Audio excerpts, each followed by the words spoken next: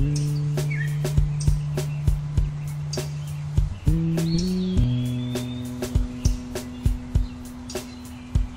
am Stephenie Labandz. I'm a physical therapist with Robbinsdale School District, and I work with children ages 3 through 21, which affords a great variety of experiences.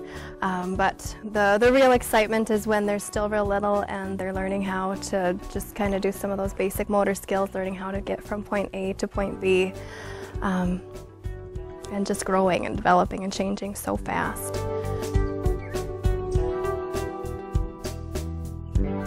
Standing facilitates the child's educational experience in this environment by allowing them to move up to the same eye level as their peers, which is just enormous for their social experience.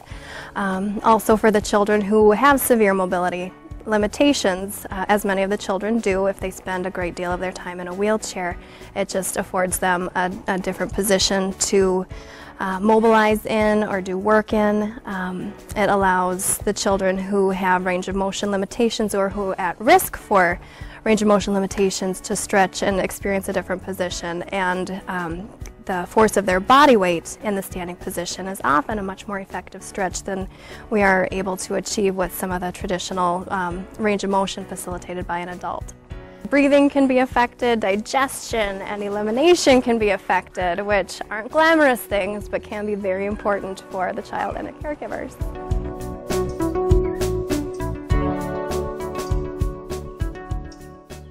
Research supports and pretty common practices support the initiation of standing for children. Around the same time that they're normally developing, peers would also begin to stand.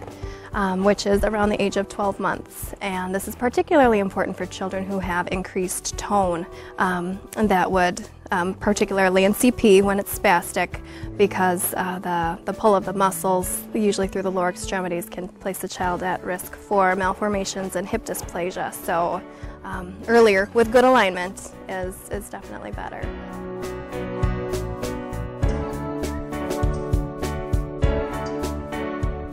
Then when choosing between a dynamic stander or a stationary stander, you want to just take a look at what you anticipate the child's functional needs being. You want to also be attentive to what their upper extremity function is. If this is a child that you anticipate can and will use a manual wheelchair, then a dynamic stander is certainly very appropriate for them so that they can experience the benefits of independent mobility and standing simultaneously. Today was amazing. We had the Easy Stand crew come in with a couple of mobile standers for some of my students to try. And I just thought that some of the students I have who have a form of muscular dystrophy and severe instability and weakness through their upper extremities wouldn't really be able to propel the Easy Stand mobile stander.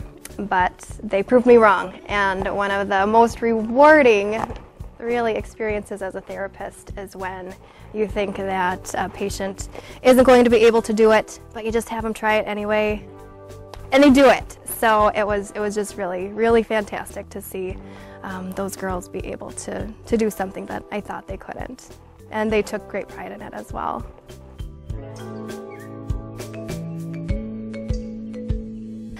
Sit-to-stand standers have been very helpful for some of my students, particularly the ones that have fixed range of motion limitations if they have joint contractures. It's extremely challenging to get them in good position in some of the traditional very static supine or prone standers, and causes them discomfort, and we want standing to be a positive experience and something that they can and will do on a very regular basis. So the sit-to-stand stander has really accommodated that very well.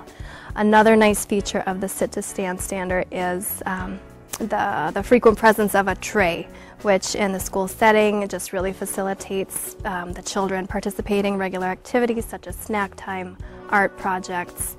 If they're playing in their gym class, it's great. They can have a ball and be pushing that off and really just participating with their peers in that kind of a setting.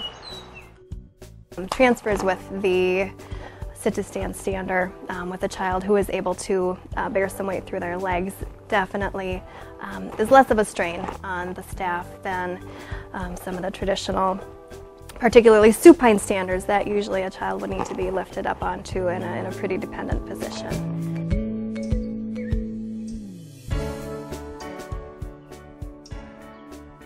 If you have any questions about whether a standing program is going to be beneficial for one of your students, my best advice is to first, of course, talk to the child's physician to make sure that it is a safe and feasible and appropriate thing for the child to do, but contact your local durable medical equipment vendor. I've had great experiences. They've always been very happy to let us try out different pieces of equipment to see what's going to work for the different children, what's going to benefit them. Funding and accessing the equipment for mobility can sometimes be a challenge. There are different avenues to use depending on where you intend to use the equipment with the child, or where you intend to have the child and their family use the equipment. The most common one that we get involved in is helping a child obtain the equipment for their home use, and that usually means billing insurance. The process involves trying different standards to see which standards work for the child best, which different accessories best meet the child's needs, and just kind of also seeing how the caregivers who may be transitioning the child in and out of the stander feel about the ease of use of the piece of equipment. The insurance company will want to see that you have tried a few so that you can see what the strengths and weaknesses are of the various models for the child, and then certainly provide excellent supporting documentation for the experience. So those things, when writing a letter to the insurance company, those are the things that you want to make sure to address in as much detail as possible. And don't be discouraged if the insurance company then responds to you asking for further detail or further justification. It's very common, even with an excellent letter. So don't be discouraged, continue on, and just make sure that you have the support of the family and the rest of the healthcare team. Certainly, if you find a piece of equipment and it's just amazing and it really is beneficial for the child, if there doesn't seem to be immediate funding available, there are also community resources. I know some, like Lions Clubs and other local organizations, do their whole point is to give funds to worthy causes.